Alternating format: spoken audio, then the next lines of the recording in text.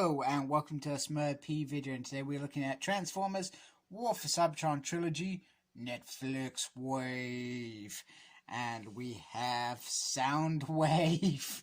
Yeah, that just blended in a really weird way.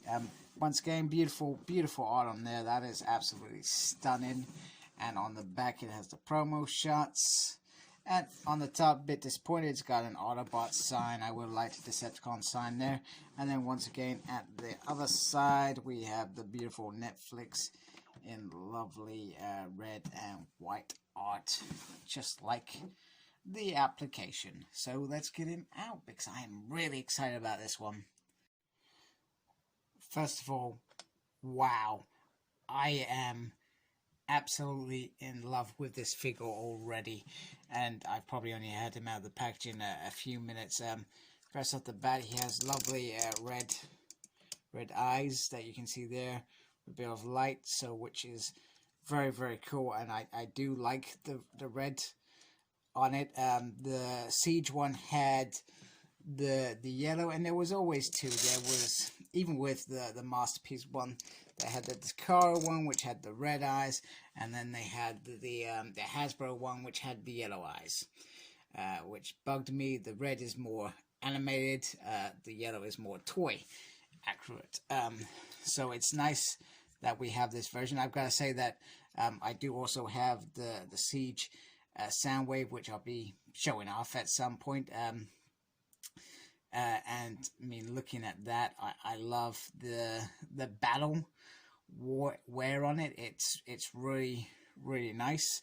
But I've got to say, this one is going to be the best in my eyes, because we're always going to want that old fashioned cassette player.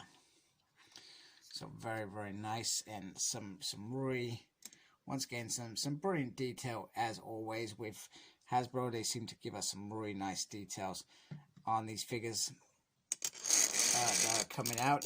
So some real investment for them. I'm not gonna lie, I got this from Smyths, and it's not gonna be the cheapest one that I've got, being 40 quid. But I'm not being funny. This figure is gonna sell out, and it's going to cost you twice as much. It's going to be almost as bad as getting a Masterpiece back in the day. He comes with the little, I can't remember what this was, but they used to sit on his shoulder back in the G1 days.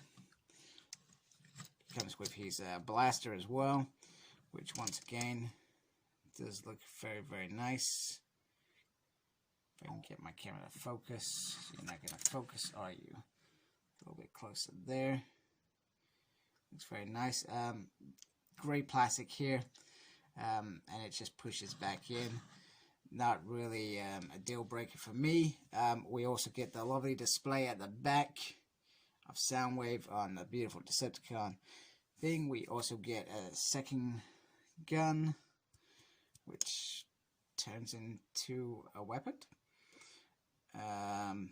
Yeah, I'll look at that when I figure out what that does. So, but it's also a gun, which you can see, and yeah, it is what it is. The cassettes themselves, I gotta say, when hopes I don't drop it, that's not very good. I like to say that in cassette mode they look very good. I don't think I'm going to be as impressed when they're transformed, and then you can just slot one in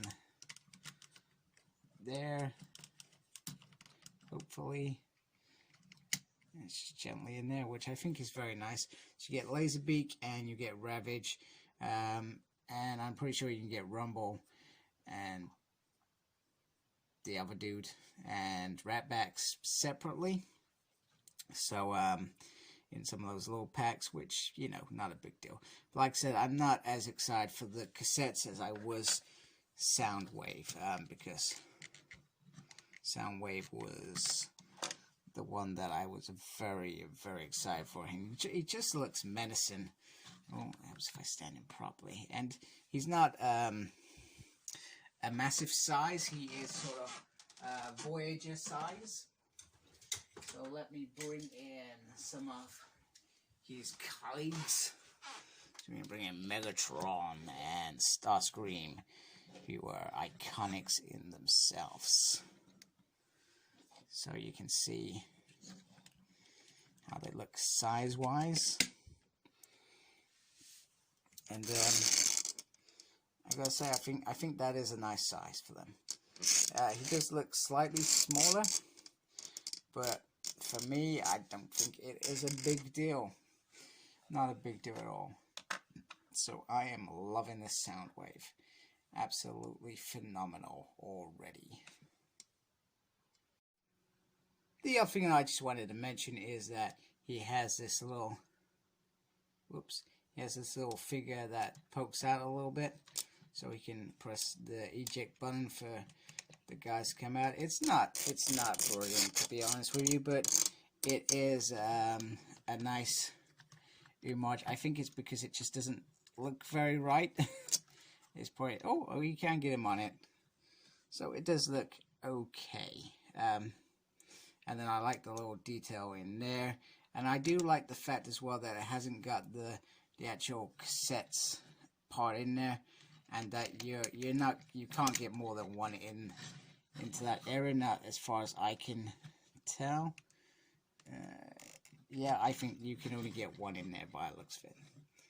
So I think that is pretty nifty gimmick, and a thank you gimmick as well. Okay, so like I said, they're not going to be the most impressive things in the world, the little cassettes. One thing that I find bizarre is that there's nowhere to attach Laserbeak to his arm, and I thought that was the whole purpose. Sorry, I was fun showing you on camera. I thought that was the whole purpose of this. I just don't get it. There's a little bit that swings out underneath there, and it just doesn't seem to be gelling, but it's okay. Nice little head sculpt there. I feel like more effort has gone into the Laserbeak than Ravage. That's a bit, I don't understand that. That's a bit silly. So Laserbeak is cool. And as for Ravage, he's just a whole hunk of chunky mess. But I'm not going to say they did a bad job. I'm just going to say that I'm not entirely sure what they were out to achieve. But then again, the Masterpiece Ravage is okay. But it's not perfect either. But the difference with that is that cassette is a lot bigger and probably gives more room to maneuver them into something a bit better, should we say. But they're okay. They're okay. But when you got a Soundwave that looks that good, you're happy with it. Okay. I also looked at the instructions regarding a gun. It is literally just a gun they can hold or put on his arm. And it just looks a bit weird. It's just a bit weird. Also, these little bits like here just pop out, and they just look like little guns, but they're not really little guns, and yeah. So I'm going to get him transformed because I'm really excited to transform him. Okay, so here is Soundwave in his cassette player mode, and it looks okay. There's some gaps in there. I'm not sure whether I've messed up the transform a bit, but slight gaps through there. I know it's not going to be perfect, but I think they've done okay. That's all I'm going to say. The transformation was probably the easiest transformation I've had throughout this entire collecting. Nice, easy, fun, non-stress. I mean, you got to remember the G1 stuff was in the 80s, so a lot of kids, if they got this, they think, what on earth is this crap? But this is certainly an homage to those dedicated fans who still like Transformers today, just like me. I guess one of my other big bugbears was the back. So on the instruction it says that you put this in this point here, but you do that, goes like that. It just seems a bit odd to me. So I'm not sure what that's about. So I'm going to have a play around with that later. But if you have the back showing, it's all kibble. But that's okay as well. Because let's be honest, who's going to show it that way? And let's be honest, who's going to transform it into this mode? Probably not me. Here it is next to a Dulux, a very big Dulux, by the way, of Broom Broom. So, yeah, Trailbreaker. Here we go. Damn it. Get out of shot.